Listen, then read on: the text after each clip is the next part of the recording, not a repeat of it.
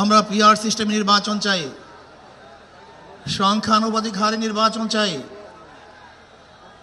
BNP কেন মানছে না? বিএনপি তো দাবি করেছে আমরা জাতীয় সরকার গঠন করব, এটা বিএনপির দাবি। আর জাতীয় সরকার গঠন করার জন্য সবচেয়ে ভালো পদ্ধতি পিআর সিস্টেম নির্বাচন।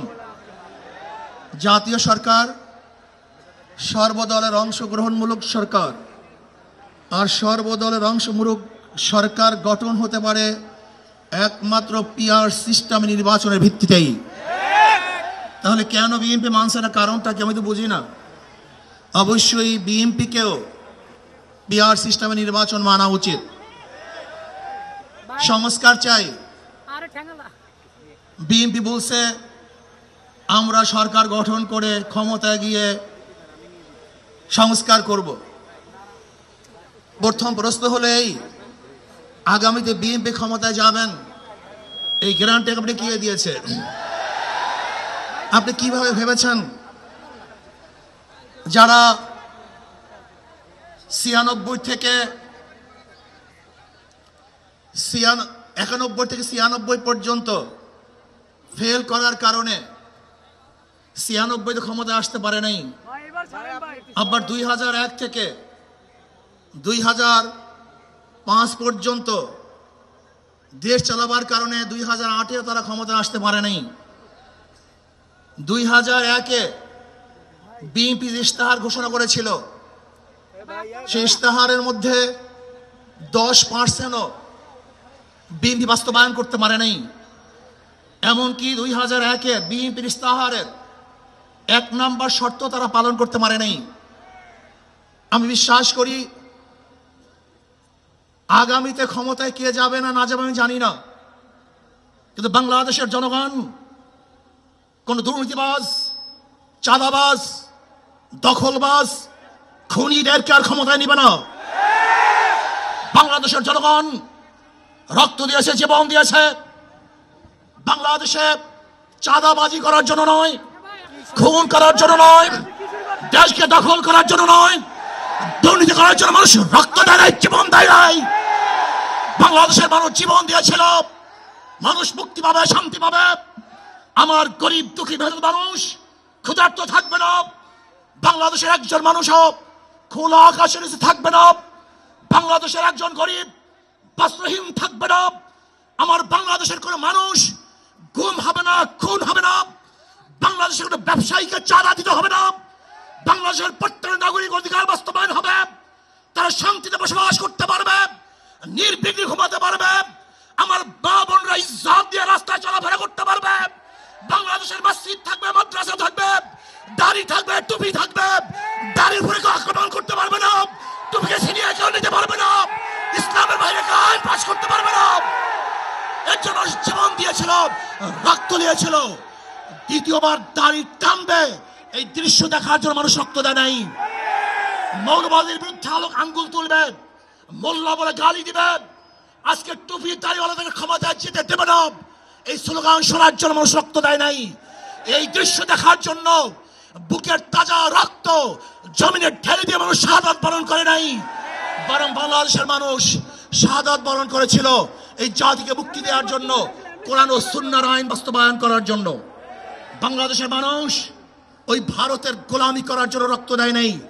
বাংলাদেশের মানুষ ভারত আমাদের দেশে কর্তৃত্ব নেতৃত্ব করবে, আমেরিকা আমাদের দেশে কর্তৃত্ব নেতৃত্ব করবে, এর জন্য বাংলাদেশের মানুষ জীবন দেয় না, রক্ত দেয় নাই।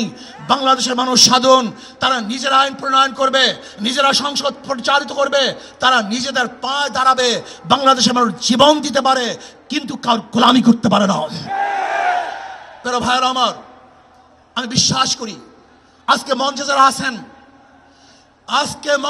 আছেন, যদি আমরা মুনাফিকি না করি, মঞ্চে যারা আছে যদি মুনাফিকি না করি, মুখের এবং কাজের কথা যদি একসাথে থাকেন, মুখের সাথে কাজের যদি মিল থাকে, আমি এই লক্ষ জনতার সামনে কসম করে বলতে পারি আগামীতে ক্ষমতায় যাবে ইসলাম, ক্ষমতায় যাবে ইসলাম, কোনো সন্দেহ নাই।